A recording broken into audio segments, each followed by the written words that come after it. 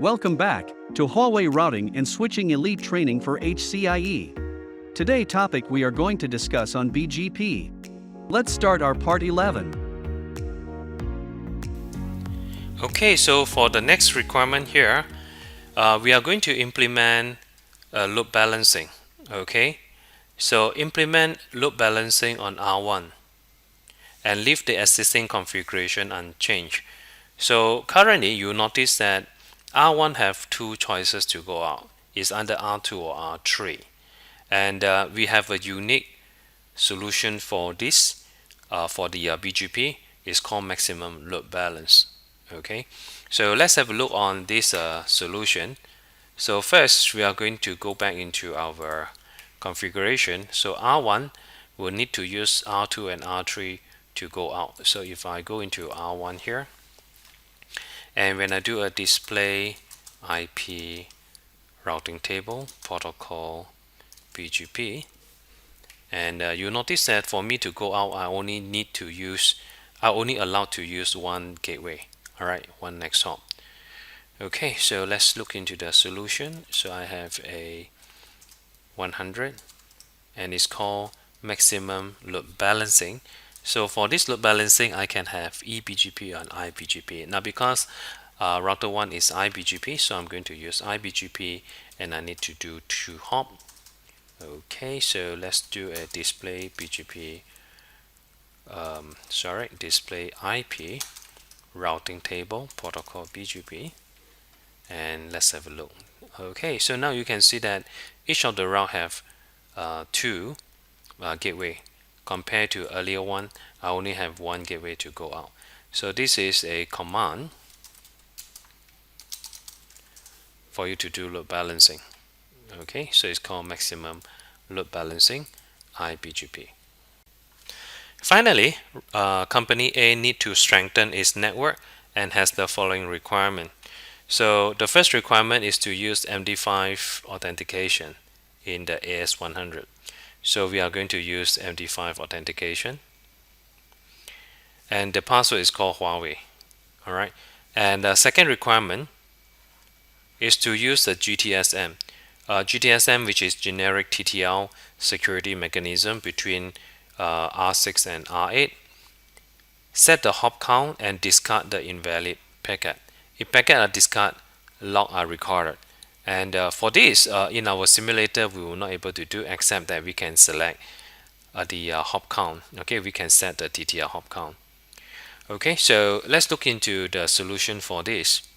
So the solution for this is very simple. On all the R1, R2, and R3, we just have to key in the command called peer followed by the password. All right, because BGP only can support MD5. And followed by on R8, we are going to configure BGP 500 followed by peer 68116 valid TTL. And for this, we have to enable the GTSM default action drop and GTSM log drop packet all. So just to show you how this is being done, so let's just go back into our topology.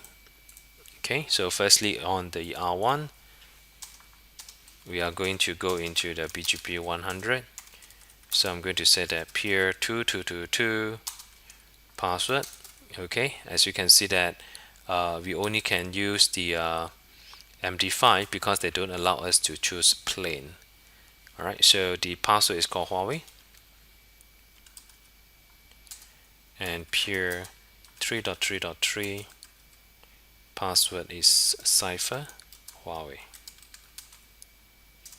Okay, so that is on R1. So we need to do it on R2 and R3. It will be the same command. So just to complete it, so that will be a BGP 100 peer 1111 password cipher Huawei peer 3.3.3 password cipher Huawei. And finally on R3, we do the same thing, BGP 100 peer 1.1.1 password cipher Huawei and peer 2.2.2.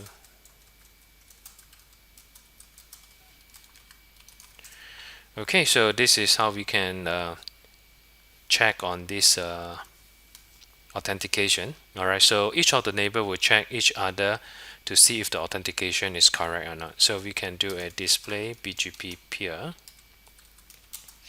2.2.2 verbose include authentication. Okay, so you can see that the authentication is MD5. Now the second problem that require is to enable the GTSM. So this is between router 6 and router 8. So if I go to router 8 here, and by default there's a command called GTSM default action drop, but it's not being recognized in our simulator here, so I can't perform it. If let's say this is an actual device, you should be able to do it without any issue, but you can set the TTL, that's number 6, valid TTL HALP is 1, so this is possible. Alright, so this is the command for you to configure the optimization. Let's look into the BGP troubleshooting. So after BGP is established on the entire network, the user at 10.0.0.5 cannot communicate with 172.16.0.5. So here we have two routers, and we're having an issue because the user from 10.0.0.5 here, okay, cannot ping to 172.16.0.5. Now it can due to a lot of problem. So let's look into the troubleshooting flow here. Generally, there are three major things that you should look into. The first thing is the BGP peer relationship. All right, that's the first thing you need to look into. That's the first thing. All right, the second things that you should look into is that if the relationship is normal, but BGP routing table does not contain the routing entry, so which means that the neighbor is actually formed normally, but some of the entry is not able to reach, okay, or not able to see. And finally, the third issue that you should look into is that you may have the routing is there but is using non-optimum route. So let's look into the first one, when the peering is not established. Okay, so when you do a display BGP peer, you only can go into open send, open confirm, or active, but it doesn't go to the stable state where it's established. Now it can be due to your IGP cannot work, so please check your ISIS or your OSPF or RIP. Then check whether your ACL has blocked port 179 TCP, so that is the port for BGP to communicate. And make sure that your router ID do not have conflict, alright, and the AS number that you configure is correct. Now when you use the stable connection, alright, using the loopback, make sure that you configure the peer connect loopback interface, okay. And if this is the eBGP hop and you are going to use a loopback, make sure also you use the eBGP max hop, and you also make sure that the peer valid TTL hop is correct, okay. That's for security purpose. And please make sure that the number of routes sent by peer, alright, you have not set the limit, okay, or else you will not able to form the peering. And we should not use the peer ignore. In this case, you are disable the peering. And finally, you also need to check whether your IP family is correct. It's either IPv4 or IPv6. Okay, so these are some of the common symptoms, okay, that you should actually look into. Next, you should actually look into if your routing entry is not complete. You should first check whether the next hop address is reachable, because if it's not reachable, it will not install into your RIP table. Okay, then check whether the inbound routing policy is configured. Okay, so do a display route policy to see if you have the limit, and check whether the route policy is configured to limit the prefix as well. Okay, so do check your route policy. Check whether the outbound route policy is configured. Okay, so we have to check both the in and the out. Then check whether the prefix is optimum, and finally check whether the active route advertised. So this is important because if let's say you have not configured the active route advertised basically means that only route that is active and reachable will be advertised to your peering. Okay, and finally, there's another thing here is relationship is normal. Routing table contain some non-optimum route. So which means that both the neighbor and the route is there. It's just that it's become non-optimum. So it can be due to the route are not optimal according to the BGP routing rules. Remember that we in the BGP they are going to look into some of the route selection. Okay, BGP route selection. And maybe some of the route maybe have suppressed, so that is why that some of the route are suboptimal. So for you to troubleshoot a BGP, these are the three major issues that you should look into. All right, the relationship issue, the routing issue. All right, the BGP route is not available in your routing table, or the route is suboptimum. Okay, so you need to practice on your BGP to see what are the problem, and when the problem occur, you need to know how to solve it, because BGP do sometimes behave different compared to IGP. Okay, so let's look into the BGP case analysis, and we are going to cover two cases over here, case 1 and case 2. Okay, so let's look into the case number 1. So the following figures show part of the network topology of Company B. Company B has the following requirements. So first one is nothing to do with BGP. It's just on the VLAN. So gig 1, gig 2, and gig 3 just configure on the VLAN number 10. So that is very simple. Alright, that is our layer 2 topology. Alright, so we have a switch over here. So establish eBGP peer relationship between S1 R1. So we have a eBGP over here, R1 and R2. Okay, and it have to be connected interfaces. So these are connected interfaces, and establish an iBGP peer between R2 and R3 through physical. Now you notice that R2 and R3 have a loopback. So question require don't use a loopback, but using 123.1.1.2 and 123.1.1.3 as the IP address for you to do the peering. Okay, so that is also very simple. And third requirement is to advertise the IP address on the loopback interface of R2 and R3 in AS300. So we just need to use a network command in R2 and network command in R3 to advertise this. In fact, the entire case over here, the most tricky is the last part here. Implement port isolation on gig 2 and gig 3 of switch 1. So on the switch number 1, so we have a router 2 and router 3. Now router 2 and router 3 can see each other because that these two belong to VLAN 10. Alright, so there's no issue. But what they want to do is to enable the port isolation. So we are going to divide them into two separate port isolation. So R2 and R3 will not able to see each other. And the only way that you can see R2 and R3 is through the ARP proxy. Okay, all right. But there's also another requirement is to ensure the network can access each other normally.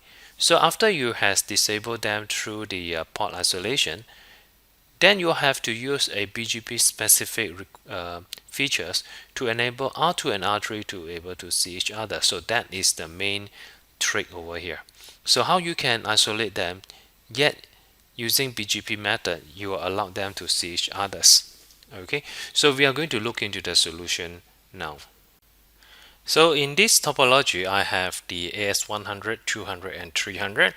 As per the case, I have R1 which is running on the BGP AS100. Okay, so before I go to the BGP, let's do a checking on the interface. So I have 123.1.1.1. Alright, and I also have 12.1.1.1 that is on the gig 001. Okay, gig 001 is 12.1. Then I also have R2 here.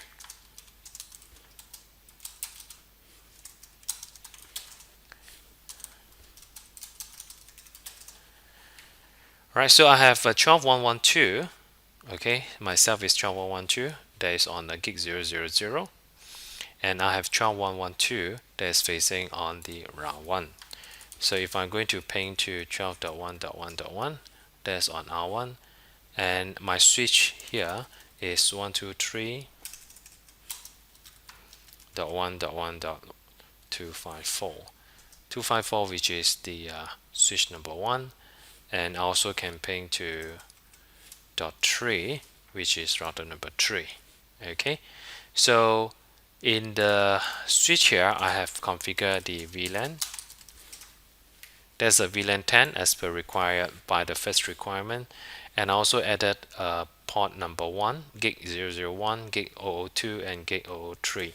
So if I just go into the gig 001, so this is the configuration on gig 1, gig 2, and gig 3, and all of these are belong to VLAN 10. That is very simple. So on the second requirement is to establish the peer relationship.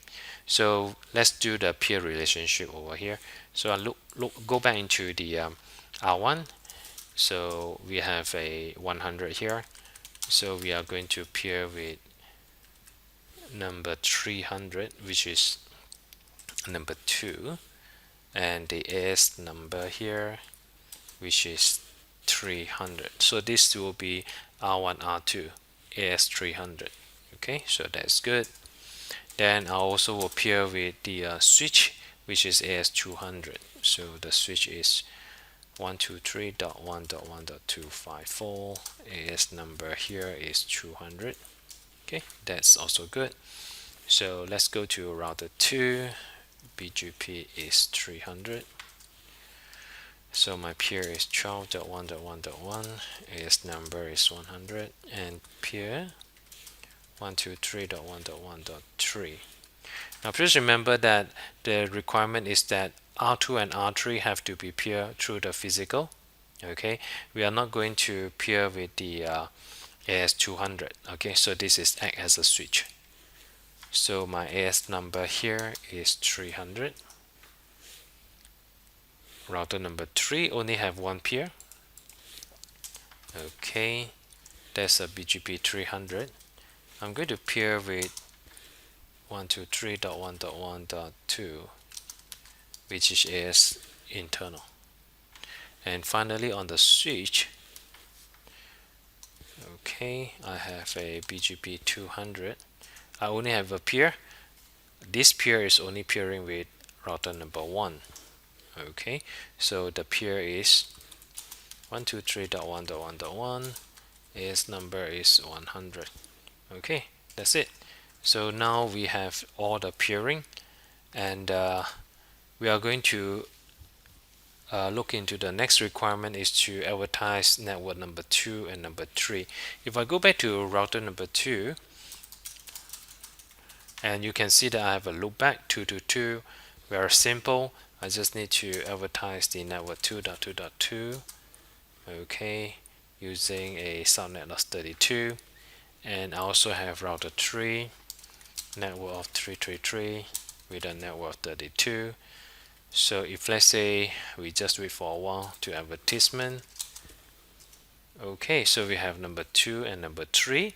If we go to router 1, display BGP route, we also have router network number 2 and network number 3. Now the next one here is a bit tricky. Okay, so this is the main things on the requirement. So on this requirement, we have to implement port isolation between 2 and 3. Okay, so we have to isolate them, and we need to make sure that the router 2 and router 3 able to ping each other after the port isolation. Okay, so before we move on that, let's do a little bit of verification. So before the port isolation, where we do a ping to 123.1.1.3. Okay, sorry, this is a router 1, so I want to do it on router 2, this guy. Okay, so I'm going to do a ping to 123.1.1.3. okay, so this is before the port isolation, and we are going to do a port isolation now. I also want to do a trace to 3.3 because I already advertised. So you can see that it's directly connect from 2 to 3. Now the requirement is to enable the port isolation on the switch number 1. Okay, so let's do a port isolation here. So I'm going to do on the interface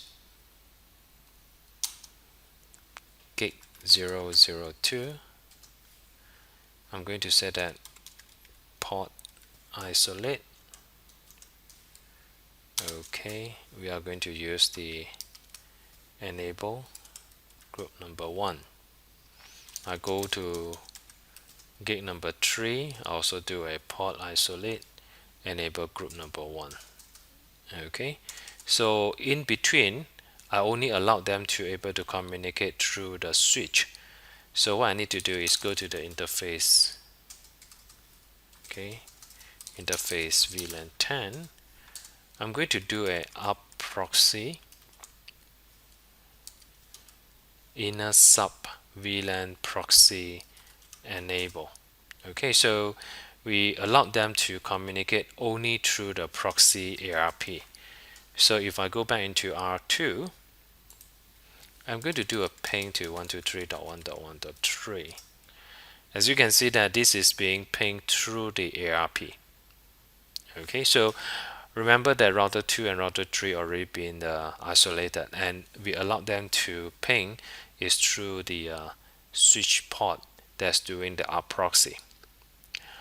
Now when R2 is going to do a trace, remember that just now when we did the tree network, we have directly connected. Now if I have implement the port isolation, what will happen here is I'm not able to ping to 3.3, okay, because they no longer connect anymore.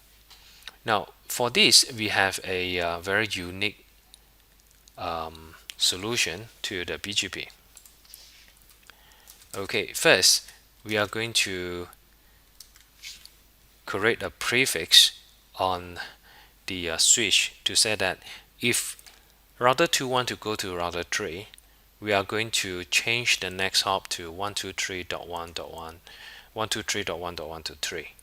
Okay, so this is a trick that we are going to use. Let's see the solution on how to solve this issue. First, I'm going to say that if I have a prefix of matching 3.3, so I call it as index prefix 10, index of 10, I'm going to permit 3.3.3 32 display IP prefix. Okay, I'm going to say that if I'm going to match anything with 3333, I'm going to change to the next of 123.1.1.3. Okay, so I'm going to use a route policy. Okay, change next hop. Excuse me, permit node 10. If I match IP prefix, the prefix number is 10. Okay, that's the prefix name. Okay, that's the prefix names of 10. I'm going to apply IP address. The next hop is 123.1.1.3. Okay, so let's double check on my route policy. So first I have the matching. Okay, and if I match the IP prefix, I'm going to change the next hop to 123.1.1.3, and The rest I'm going to allow. Okay, not to be matched. Okay, so display route policy. Okay, so I have both available. Now I go to the BGP 200. I'm going to configure to say that 123.1.1.1. Okay, route policy, change next hop. Okay, so there's my policy called change next hop. I'm going to do an import. Okay, let me do a refresh BGP all import, and if let's say that's successful, on router 2 I'm going to do a trace -a with the source of myself going to 3.3, and you can see that first hop will be on to the switch, which is 123.1.1.254, and the switch using BGP switch the next hop to 123.1.1.3. Okay, so if I go back into the switch and do a display BGP route, and you can see that this is my next hop. Okay, and when I do a display IP prefix, alright, so we have our prefix that is being permitted. So this is the solution for our case number 1. Thanks for watching. Please do not forget to subscribe to our channel.